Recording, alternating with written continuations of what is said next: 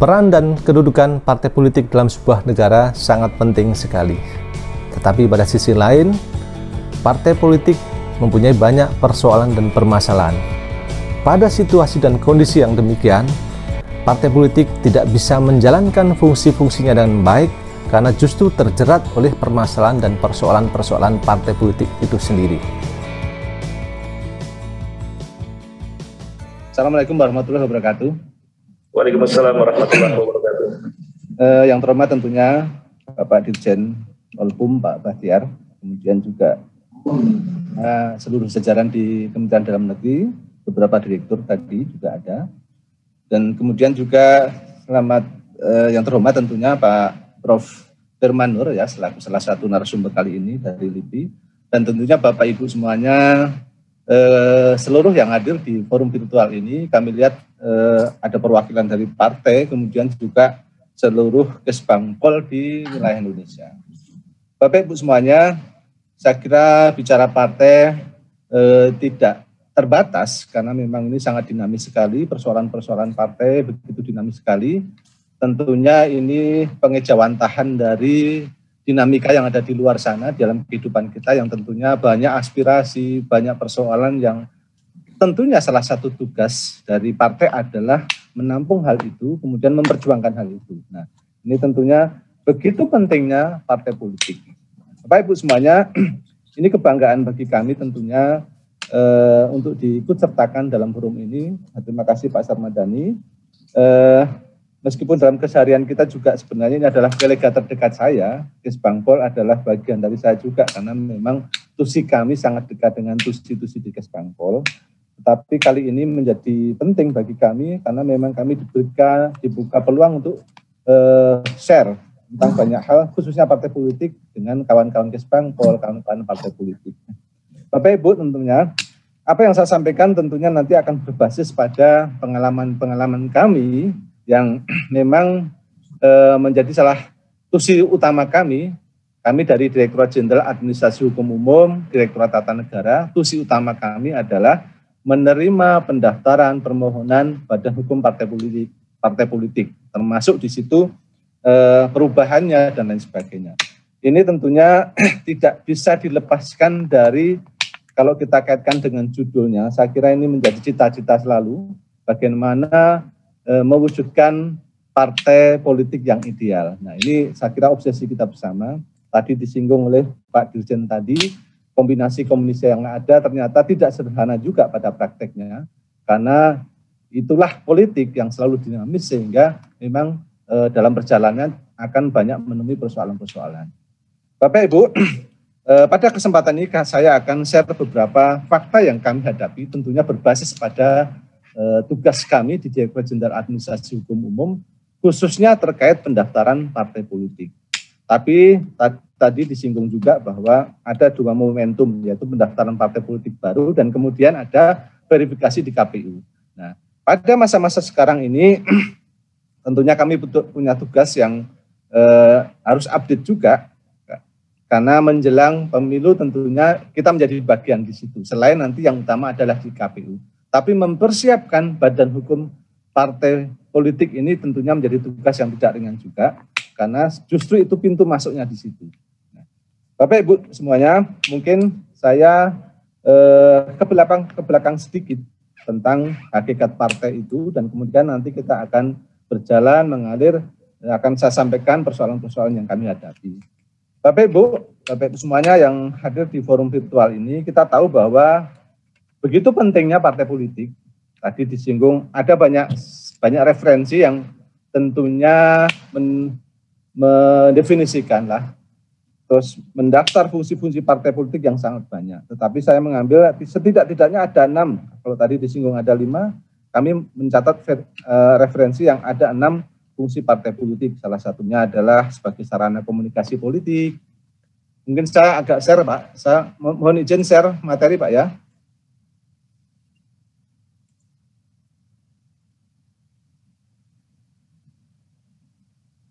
Terus Lanjut.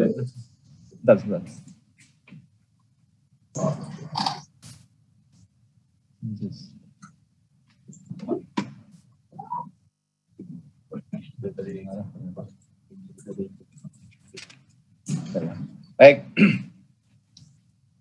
saya coba paparan kami.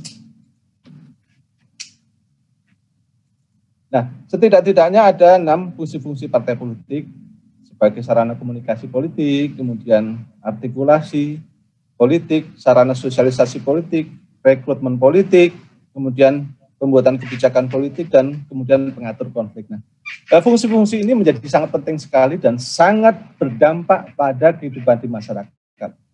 Sehingga secara umum mencerminkan bahwa begitu pentingnya partai politik, khususnya dalam kehidupan bernegara kita. Begitu pentingnya, begitu strategisnya fungsi-fungsi yang diemban dari partai politik.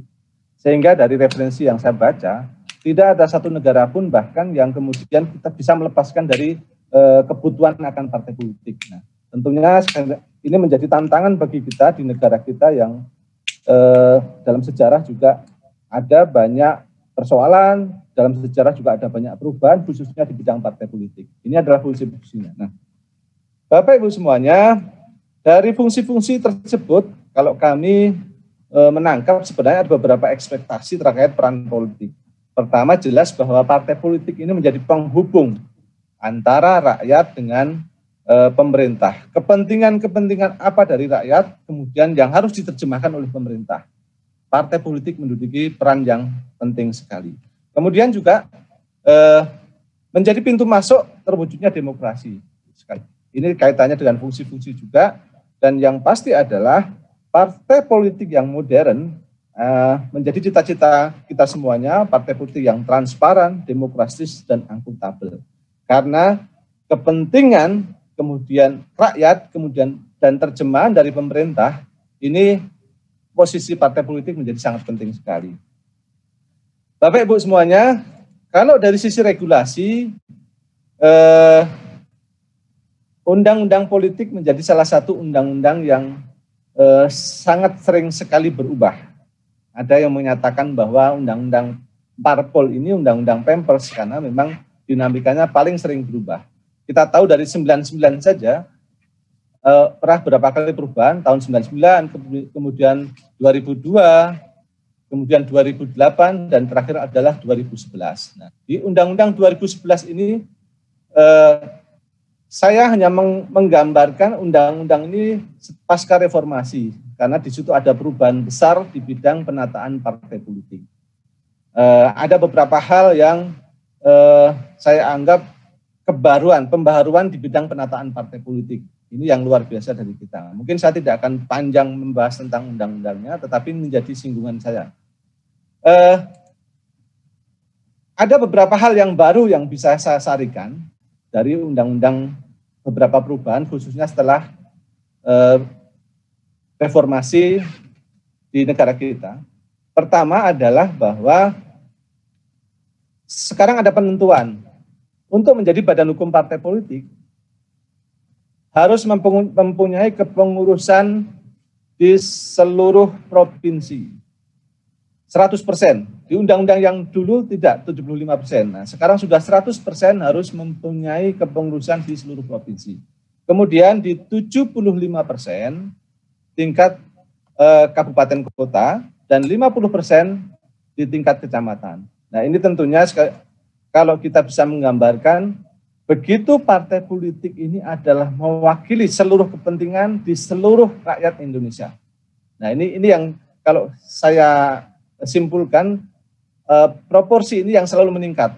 Dari yang dulu 75% sekarang menjadi 100% misalnya. Kemudian juga di regulasi yang terbaru saat ini sudah sangat sensitif gender, artinya memberikan kesempatan keterwakilan perempuan. 30% diberi kesempatan bahwa harus memberikan porsi 30% keterwakilan. Meskipun dari praktek yang ada, kami melihat kemarin juga ada beberapa kesulitan-kesulitan dalam hal ini. Tetapi secara politis bahwa ada kesamaan, ada emansipasi yang sudah diberikan ruang di undang-undang ini, yaitu ada keterwakilan perempuan.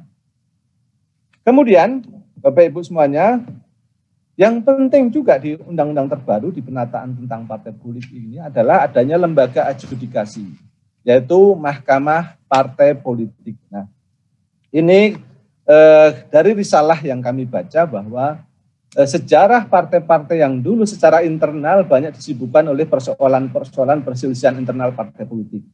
Nah, ketika sebuah partai terjerat perselisihan partai politik, kemudian mereka sibuk dengan sendirinya, sehingga fungsi-fungsi yang diemban partai politik justru tidak berjalan. Nah, kondisi inilah yang kemudian ada undang-undang terbaru, muncul lembaga namanya Mahkamah Partai Politik. Nah, semangatnya Bapak Ibu intinya bahwa tidak serta-merta setiap persoalan kemudian bisa diangkat ke pengadilan. Diselesaikan secara internal dulu oleh lembaga yang namanya Mahkamah Partai Politik, kemudian baru bisa dibawa ke pengadilan. Nah, ini adalah laboratorium baru bagi kami juga, dan kami ikut menangani juga beberapa periode yang lalu bagaimana kasus-kasus perselisihan partai politik besar, kemudian juga saat ini juga ada beberapa partai yang masih berpotensi untuk berkonflik. Nah, saya kira persoalan perselisihan partai politik ini juga menjadi stressing kami juga. Sekali lagi bahwa kalau bicara soal partai politik yang ideal, tentunya kita tidak berharap partai sibuk dengan sendirinya, karena partai mempunyai fungsi dan tugas-tugas yang harus diemban terhadap rakyat Indonesia. Sehingga kalau konflik saja, mereka tentunya tidak maksimal dan itu. Nah, ini kira-kira pesan yang disampaikan kehadiran dari sebuah lembaga adjudikasi Mahkamah Partai Politik. Kemudian Bapak Ibu, secara definisi juga tidak terlalu banyak perubahan, tetapi ada stressing tertentu bahwa yang menjadi penekanan ketika partai politik adalah sifatnya nasional, kemudian berdasarkan cita-cita dan mendasarkan pada Pancasila dan Undang-Undang Dasar 45. Ini menjadi penting sekali. Kemudian resume tentang pendirian partai politik, pada intinya untuk dapat mendirikan partai politik paling sedikit 30 orang warga negara Indonesia yang telah berusia 21 tahun atau sudah menikah dari setiap provinsi. Jadi sebenarnya secara persyaratan dibuka peluang sebanyak mungkin untuk mendirikan partai politik. Hanya kemudian mungkin nanti akan menemui kendala ketika bagaimana kepengurusan di tingkat provinsi, di kabupaten kota. Nah, ini yang menjadi tantangan tersendiri. Tapi intinya undang-undang ini sebenarnya membuka seluas-luasnya untuk setiap orang, setiap masyarakat menyampaikan aspirasinya, mempunyai kendaraan politiknya dengan mendirikan partai politik. Kemudian untuk dapat didaftarkan, nah begini, partai politik yang didirikan untuk dapat ikut serta dalam pemilihan umum harus berbadan hukum. Nah, sesuai dengan Undang-Undang Pemilu, bahkan 2,5 tahun sebelum pelaksanaan pemilu, partai peserta pemilu harus berbadan hukum. Nah, inilah yang kemudian menjadi tugas kami, yang harus mendaftar partai untuk menjadi berbadan hukum. Nah, proses pendaftarannya tentunya sudah ada di permennya, secara rinci mungkin saya tidak akan habiskan waktu untuk didiskusi kali ini. Tapi intinya, untuk menjadi badan hukum harus didaftarkan Kementerian Hukum dan HAM. Untuk mengikuti pemilihan umum harus menjadi badan hukum. Prosesnya secara singkat paling sedikit 50 orang pendiri yang diwakili oleh seluruh pendiri partai politik. Jadi memang kebetulan saya sudah mengalami beberapa masa-masa verifikasi partai politik. Nah, beberapa tahun terakhir juga ada beberapa partai baru, dan ternyata juga kita berhadapan dengan kondisi yang mungkin saat ini tidak ideal kalau kita sambungkan dengan yang dulu. Saat ini mungkin kebetulan pandemi. Padahal sebenarnya mekanismenya selain administrasi, nanti kami akan lakukan verifikasi secara faktual. Kami akan cek keberadaan partai politik tersebut. Intinya Bapak Ibu, pendaftaran badan hukum partai politik di Kementerian Hukum dan HAM adalah administratif untuk menjadi sebuah badan hukum partai politik. Jadi syarat-syaratnya lebih banyak bersifat administratif, tetapi dalam verifikasinya kami juga melakukan secara faktual. Nah, ketika kondisi demikian, yang terakhir juga kami sampaikan, partai yang baru juga kita tetap lakukan secara normal, secara standar, sehingga kita lakukan secara virtual juga. Intinya bahwa kami pastikan persyaratan utama 100% kepengurusan di tingkat provinsi, kemudian 75% di kabupaten kota, dan 50% di tingkat kecamatan itu adalah terpenuhi. Nah, ini adalah sekali lagi ini adalah persyaratan legal administratif. Nah, ini yang menjadi porsi kita Kementerian Hukum dan HAM. baru kemudian nanti setelah menjadi badan hukum, sebuah partai harus berjuang lagi untuk mengikuti verifikasi di KPU. Tapi Bapak Ibu mungkin sedikit share saja, kalau memang bagus di Kementerian Hukum dan HAM ketika badan hukum baru sebuah partai politik itu mendaftar dengan baik, kemudian persyaratannya dipenuhi dengan baik, ya ini adalah sebenarnya pra KPU, artinya memang sebenarnya kita sudah bisa menggambarkan kalau nanti sukses di Kementerian Hukum dan HAM, nanti ya mudah-mudahan tidak akan sulit di KPU-nya nanti untuk dapat mengikuti pemilu. Nah ini kira-kira menjadi tugas kita adalah mendaftar. Nah, Bapak Ibu mungkin perlu saya sampaikan di forum ini juga, Kementerian Hukum dan HAM berusaha memberikan kemudahan dalam pelayanan ini. Pelayanan sudah bisa diakses secara online, tetapi memang kadang-kadang terkendala teknis, meskipun sebenarnya itu tidak menjadi hambatan, dalam prakteknya juga tidak menjadi hambatan dari partai-partai tersebut. Jadi kami akan buka kemungkinan kemudahan akses dari calon badan hukum partai tadi secara elektronik, secara online, tetapi memang dalam hal-hal tertentu saat ini sedang ada pengembangan, sehingga memang kita tetap harus laksanakan secara real, secara faktual mereka harus ketemu di Kementerian Hukum dan HAM. Bapak Ibu semuanya, ini adalah tugas dari Kementerian Hukum dan HAM. Ada 3. Pertama, menerima pendaftaran badan hukum partai politik, kemudian melakukan pengesahan partai politik baru, kemudian juga melakukan pengesahan terhadap perubahan AD dan ART partai politik. Jadi selain partai politik yang baru, dinamikanya kami rasakan cukup besar Bapak Ibu semuanya. Apalagi ini menjelang pemilu ini banyak partai-partai yang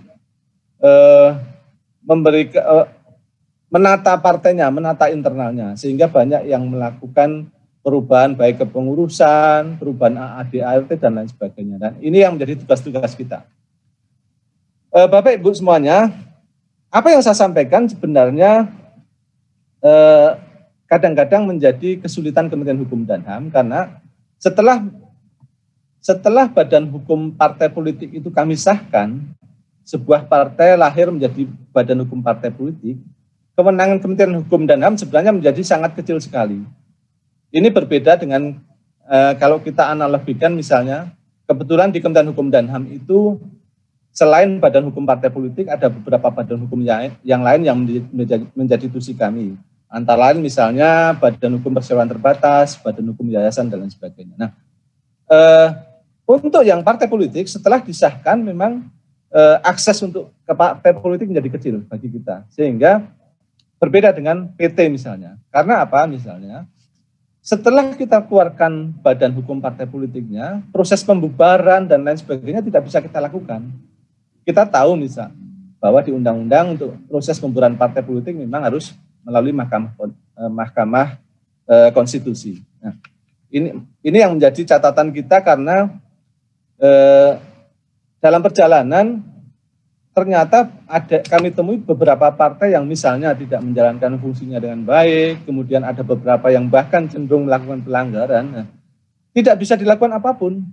Nah ini menjadi problem bersama Bapak Ibu, sehingga ada beberapa partai yang bermasalah tetapi juga tidak kita bisa melakukan apapun.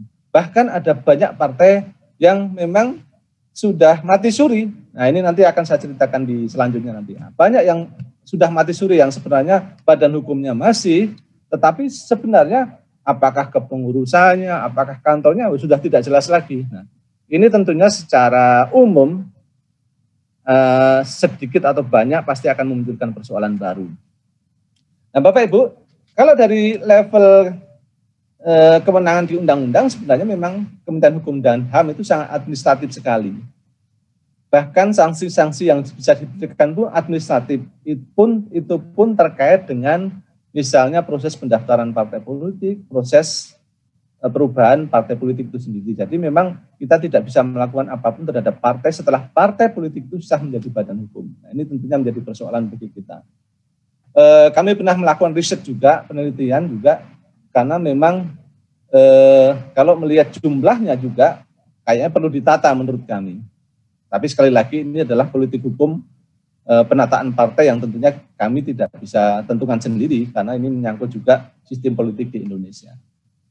Kemudian, nah ini data yang ada di kami yang mungkin ada beberapa Bapak Ibu semuanya yang banyak kaget juga, yang tidak tahu juga karena mereka biasanya tahu hanya partai-partai yang mempunyai perwakilan di DPR. Nah, saat ini Bapak Ibu semuanya, saat ini di kita terdapat 74 partai politik, 74 badan hukum partai politik. Nah, dari sekian 74 ini tidak semuanya aktif. Tidak semuanya aktif. Kami catat sementara yang terupdate, 22 partai yang aktif secara administratif. Mereka melakukan munas, mereka melakukan perubahan, dilaporkan ke Kementerian Hukum dan HAM. Dan apalagi partai-partai besar yang memang punya perwakilan di DPR. Nah, ini yang bisa kita katakan aktif. Nah, dari 74 juga terdapat 48 partai politik yang tidak aktif. Nah, tidak aktifnya macam-macam Bapak Ibu yang kami temui. Ada yang bahkan pengurusnya sudah pindah ke partai yang lain. Ada yang sudah tidak mempunyai kantor sekretariat. Tetapi sekali lagi persoalannya bahwa dia sudah menjadi badan hukum. Dan mekanisme untuk membubarkan partai politik ini harus melalui Mahkamah Konstitusi. Nah, dalam perjalanan juga bukan tidak ada persoalan terkait dengan partai politik yang tidak aktif ini. Dalam beberapa kasus ada sedikit tanda petik, mungkin penyelundupan hukum atau apapun, sehingga partai politik ini yang tidak aktif tadi bisa aktif kembali atau dan lain sebagainya. Nah, ini kalau kita tarik ke makna dari partai politik itu sendiri, ini agak sedikit menyimpang karena sebenarnya kalau partai politik ini kan dasarnya adalah visi misi tertentu, visi misi kepartean, kemudian ada kepentingan, perwakilan masyarakat dan lain sebagainya. Tetapi dalam posisi demikian ini berpotensi tidak demikian karena ada yang partai yang instan, kemudian juga yang secara internal juga tidak cukup bagus. Tetapi sekali lagi dia sudah menjadi badan hukum. Nah ini di tampilan kami Bapak Ibu saya sampaikan ada 4 partai yang tahun 2020 kemarin sudah habis kepengurusannya dan ini belum mendaftar. Nah ini jadi dia masih hidup juga secara badan hukum. Kemudian yang menjadi penting juga Bapak Ibu, karena undang-undang ini mewajibkan setiap partai harus mempunyai mahkamah partai yang harus dilaporkan ke Kementerian Hukum dan HAM. Yang dari data yang ada dari 74 partai saja, baru 25 partai politik yang memiliki mahkamah partai. Baru 25, 49-nya tidak memiliki partai politik, mahkamah partai. Nah, tidak memiliki ini kita bisa artikan bahwa partai ini masih hidup atau tidak, kan pertanyaannya seperti itu. Nah ini persoalan-persoalan yang kita hadapi bersama terkait dengan badan hukum partai politik. Kemudian Bapak Ibu, dari badan hukum partai politik saya kira saya bisa ambil beberapa poin, ada persoalan-persoalan yang ada terkait dengan badan hukum partai politik. Pertama bahwa ada banyak badan hukum partai politik yang memang sudah tidak aktif lagi, tidak berfungsi lagi. Kemudian juga kurangnya pedoman dan peraturan tentang badan hukum partai politik. Nah, kita tahu bahwa saya sampaikan di awal, undang-undang partai ini sangat dinamis, tetapi sebenarnya runtunan payung-payung hukum di bawahnya sangat sedikit sekali. Sehingga dalam hal tertentu memang dalam praktek kami, kemudian ada beberapa partai yang menafsirkan yang mana yang beruntung, yang menguntungkan gitu. Nah ini menjadi persoalan yang kita hadapi. Memang berbeda dengan misalnya perseroan terbatas, yayasan yang secara rigid, secara teknis ada peraturan di bawahnya yang lebih rigid lagi. Nah ini kalau di partai ini tidak demikian. Hanya undang-undang partai dan yang di bawahnya ini ada keputusan menteri dan itu pun sifatnya yang hanya pelaksanaan saja.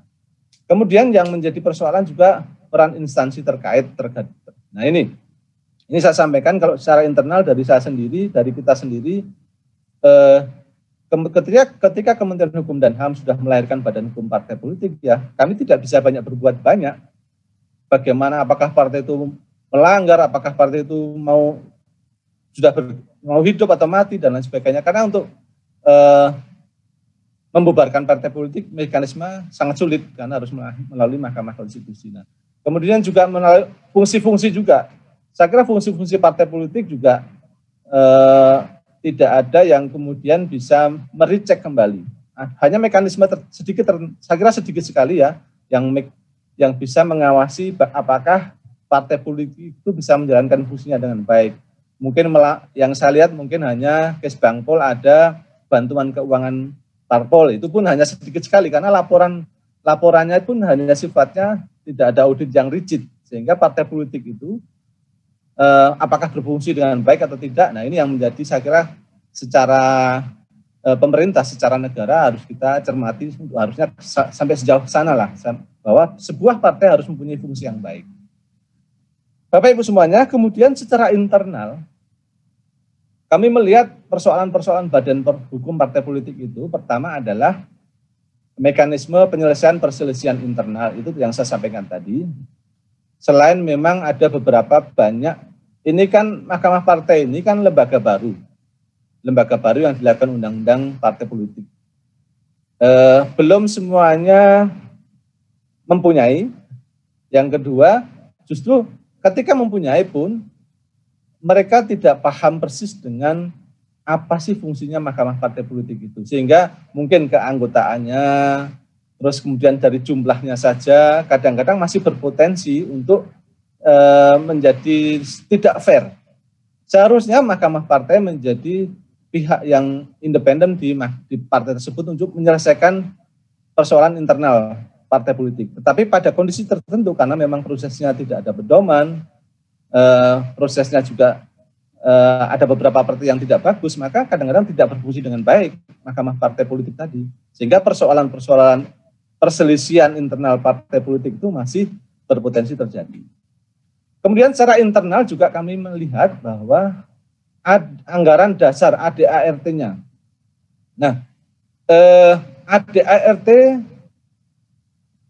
ada banyak badan hukum partai politik yang tidak rigid. Ini tentunya tidak lepas dari sejarah lahirnya partai politik itu sendiri. Ada macam-macam partainya, ada yang karena ketokohan, ada juga yang memang karena kepentingan tertentu. Nah, kadang-kadang ADART ini tidak dibuat secara rigid. Nah, ketika tidak dibuat secara rigid, dalam perjalanan muncul persoalan-persoalan yang tidak tercover di ADART tersebut. Nah, ini yang kami hadapi, yang kami temui, sehingga muncullah persoalan-persoalan internal. Dan pada akhirnya akan menghambat tentunya, dan partai politik tersebut akan membuang-buang waktu hanya untuk persoalan-persoalan internal. Dan bahkan juga muncul konflik-konflik yang mungkin Bapak Ibu sudah bisa melihat juga. Belum lama ini juga konflik-konflik partai secara internal juga sangat berpotensi terjadi. Kemudian yang menjadi penting juga mengenai badan hukum partai politik tadi yang saya sampaikan ya. Ketika badan hukum partai politik tadi sudah lahir menjadi partai politik, memang proses untuk pembubarannya hanya melalui mekanisme Mahkamah Konstitusi. Nah, ini kadang-kadang yang menjadi dilematis, meskipun sebenarnya bukan di ranah Kementerian Hukum dan HAM. Saya yakin mudah-mudahan mungkin kalau nanti dari Prof. dari LIPI bisa memberikan jalan atau mungkin pernah melakukan penelitian hal ini. Karena ketika kami tugasnya adalah administratif, ketika sudah kita selesaikan tugas itu dan kami tidak bisa berbuat banyak. Padahal dalam perjalanan, dalam posisi tertentu banyak partai yang mungkin melakukan pelanggaran, kemudian tadi tidak aktif, tetapi kami tidak bisa melakukan apapun terhadap badan hukum partai politik itu tadi. Nah, kemudian juga menurut kami persoalan partai politik ada di SDM juga. Nah, kalau ini bicara SDM, saya kira ini bicara juga kita harus bicara luas sebagai sebuah negara, bagaimana pendidikan politik, kemudian juga bagaimana kesadaran dan pemahaman politik masyarakat itu sendiri.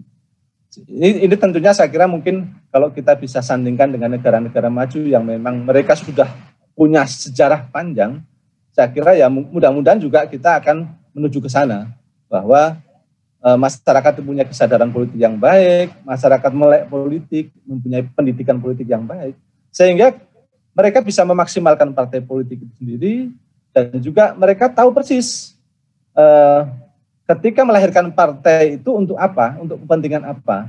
Nah, Nah, tidak serta-merta hanya kepentingan politik yang sifatnya sederhana saja, sifatnya sementara saja. Nah, ini saya kira ini berproses Bapak Ibu, tapi ini menjadi pengamatan kami juga bahwa SDM sumber daya manusia menjadi sangat penting dalam penguatan kelembagaan partai politik. Nah, kemudian juga mekanisme kaderisasi. Nah, meskipun saya yakin partai-partai sudah punya sistem sendiri untuk melakukan proses kaderisasi, apalagi partai-partai besar, partai-partai senior, saya kira punya mekanisme dan sistem yang baik. Dan ini akan teruji di lapangan, bagaimana kalau partai-partai yang bagus itu kaderisasinya baik. Tetapi sekali lagi, ini juga menjadi poin juga, terutama partai-partai baru kadang-kadang tidak menyiapkan dengan baik bagaimana kaderisasi itu sendiri. Tidak ada sistem yang sempurna, yang baik lah, sehingga kelanjutan dari perjuangan partai itu kadang-kadang menurut kami juga kami rasakan menjadi PR. Bapak Ibu semuanya, dari yang saya sampaikan, kalau tadi saya singgung konflik, saya singgung ada konflik internal partai, saya perlu sampaikan juga dari kacamata kita yang memang menangani badan hukum partai politik, biasanya penyebab konflik ya visi misi partai itu sendiri yang kadang-kadang lemah. Partai politik yang sifatnya itu tadi banyak mendirikan untuk kepentingan jangka pendek sehingga visi misinya tidak kuat. Ketika mereka sudah menjadi badan hukum, gampang sekali goyah. Nah, ini yang berpotensi menjadi konflik. Kemudian ADART tidak rigid. Nah, ini karena ini sangat berkaitan dengan visi misi juga. Karena kalau memang partai ini dibuat dengan matang, dengan ketujuan tertentu, tentunya dengan persiapan tertentu, persiapan termasuk menghadapi berbagai kemungkinan yang kemudian harus dituangkan di ADART ini, kalau yang partainya bagus pasti akan lebih bagus, lebih rigid. Nah, kemudian lemahnya konsolidasi internal partai politik. Nah, ini yang menjadi catatan kita juga, saya kira. Apalagi ini juga secara geografis kita kepulauan yang tentunya tidak sederhana juga. Kemudian juga wilayah kita yang 34 provinsi ini tidak sederhana juga saya kira. Sehingga kadang-kadang juga kami melihat antara DPP dengan DPW saja, ini kami merasa penguatan kami juga koordinasinya tidak baik, konsolidasi tidak bagus juga. Saya yakin juga bahkan di daerah kadang-kadang memiliki penafsiran dan penerjemahan yang berbeda dengan DPP kadang-kadang itu. Dan ini kita bisa amati bersama bagaimana selama ini kadang-kadang bahkan ada yang DPW saja mungkin tidak kompak dengan DPP-nya dan lain sebagainya. Nah, ini saya kira ini problem bersama dan ini berproses Bapak Ibu semuanya. Tetapi ini menjadi poin yang kami amati mempunyai kontribusi terhadap terjadinya konflik internal partai politik. Dan kemudian yang berkontribusi juga terhadap adanya konflik adalah faktor administrasi. Nah, ini menjadi penting Bapak Ibu. Proses hukum, status hukum, kepentingan hukum tidak serta-merta juga kalau tidak dibarengi dengan penataan administrasi yang baik. Nah, partai, dan ini teruji, kalau partai yang sudah bagus bisa saja punya administrasi yang sangat baik, penataan yang dokumen yang sangat baik, kemudian penalaan secara administrasi yang baik. Nah, kalau partainya yang sifatnya insidental, ini sangat berbeda. Pengadministrasinya juga kurang bagus, sehingga ketika terjadi persoalan, semakin susah untuk diurai, semakin susah untuk diselesaikan. Dan ini adalah bagian kenapa sering muncul konflik partai politik. Termasuk jika misalnya keanggotaan. Ini meskipun Bapak Ibu ini tentunya menjadi catatan kita semuanya. Anggota partai dengan mudah tidak terpantau berpindah ke partai yang lain misalnya. Ini menjadi catatan kita, ini kan akan kita bangun sebenarnya ini supaya tidak gampang orang itu, bahkan kalau dulu saya masih menemui, dia ikut di partai X ternyata masih tercantum di partai Y dan lain sebagainya. Nah ini berproses, saya kira ini PR besar bagi kita juga, tetapi ini juga kalau tidak diselesaikan sering menjadi persoalan, konflik internal. Nah Bapak Ibu semuanya, dari yang saya sampaikan tadi, kami ada beberapa hal yang ini saya kira ini masih banyak juga, tetapi ada beberapa hal yang menjadi stressing kami yang mungkin bisa dilakukan untuk bagaimana penguatan badan hukum partai politik itu sendiri. Yang pertama, intinya partai politik ini adalah miniatur organisasi ya. Kalau kita bisa sandingkan dengan organisasi yang lain ya mungkin hampir sama juga kalau dipandang bahwa partai politik adalah organisasi, kepentingan tertentu, perjuangan tertentu. Nah, bagaimana mengelola organisasi ini menjadi penting. Ini bagi kita, menurut kami ya, bagaimana menata kelembagaan partai politik. Jadi kalau orang mau berpartai, harus ada organisasi, harus paham tentang organisasi. Nah ini pendidikan organisasi ini menjadi penting. Kemudian profesionalisme lembaga peradilan permasalahan sengketa partai politik. Nah ini yang perlu saya sampaikan. Saat ini sudah ada mahkamah partai politik ini untuk mereduksi atau mengurangi supaya konflik tidak serta-merta dibawa ke pengadilan. Tidak serta-merta dibawa ke pengadilan. Karena apa Bapak Ibu? Ini cerita-cerita yang lalu, yang dulu sebelum undang-undang yang saat ini, banyak sekali yang mandek. Kita tersandera karena sedang berproses di pengadilan. Kalau sedang diproses di pengadilan sudah tidak bisa kita apa-apain. Nah, sekarang ini mudah-mudahan ada mahkamah partai yang efektif sehingga tidak dibawa ke pengadilan. Nah, ketika sudah dibawa pengadilan memang ini agak yang saya kira ini persoalan bersama.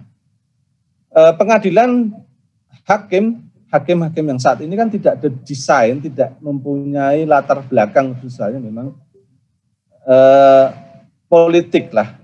Konflik parpol meskipun sebenarnya agak dekat dengan konflik perdata, tetapi berbeda, akarnya berbeda. Nah ini yang perlu, yang jadi tantangan kita supaya hakim-hakim tentunya mempunyai pemahaman seperti itu. Karena konflik internal partai politik berbeda dengan konflik misalnya di perseroan terbatas. Padahal nanti masuknya sama, di ranah perdata misalnya. Tapi kacamata politik akan berbeda. Nah ini tantangan bagi kawan-kawan di hakim misalnya dan lembaga-lembaga peradilan. Kemudian upaya yang perlu dilakukan adalah yang memaksimalkan fungsi partai politik tadi, fungsi mahkamah partai politik. Ini saya kira lembaga ini meskipun saat ini belum sempurna, ini menjadi lompatan baik juga. Banyak juga yang terselesaikan oleh lembaga partai politik, hanya mungkin ini yang harus dibangun.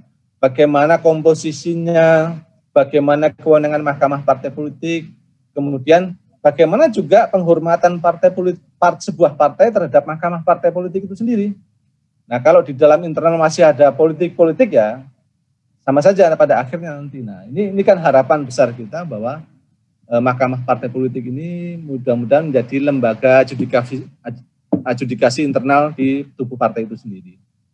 Kemudian menurut kami ADART tadi harus dibuat secara rinci. ADART adalah nyawa, ADART ini adalah yang mengarahkan partai politik, ini adalah janji-janji politik secara internal yang harus dipatuhi. Nah, makanya harus rinci. Kalau pengamatan kami memang potensi konflik ini banyak terjadi karena memang tidak tercover di ADART. Kemudian juga dukungan regulasi pengesahan permohonan perubahan ADART. Nah ini Bapak Ibu semuanya, saya kira ini akan menyesuaikan karena sekali lagi ya undang-undang partai politik sangat dinamis. Kemudian yang di bawahnya, di prakteknya, di pelaksanaannya juga tentunya harus dinamis juga. Nah, yang kami saat ini alami bahwa ini memang berbeda kalau undang-undang partai politik ini memang berbeda dengan misalnya badan hukum partai yang lain, badan hukum yang lain.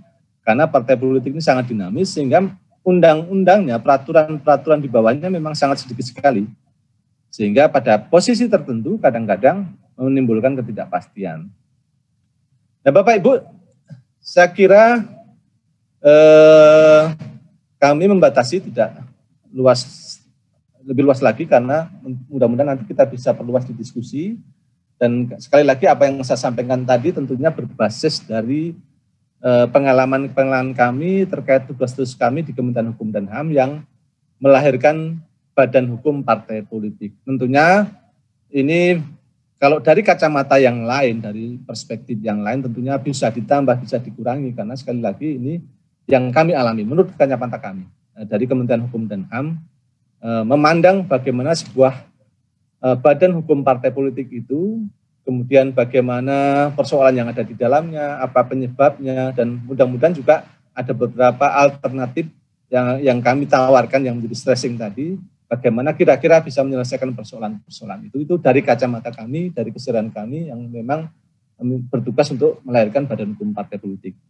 Saya kira demikian Pak Moderator dari kami, nanti kita bisa diperluas di diskusi. Terima kasih, ada kurang lebihnya mohon maaf. Assalamualaikum warahmatullahi wabarakatuh. Waktu saya kembalikan ke Pak Moderator. Terima kasih Bapak.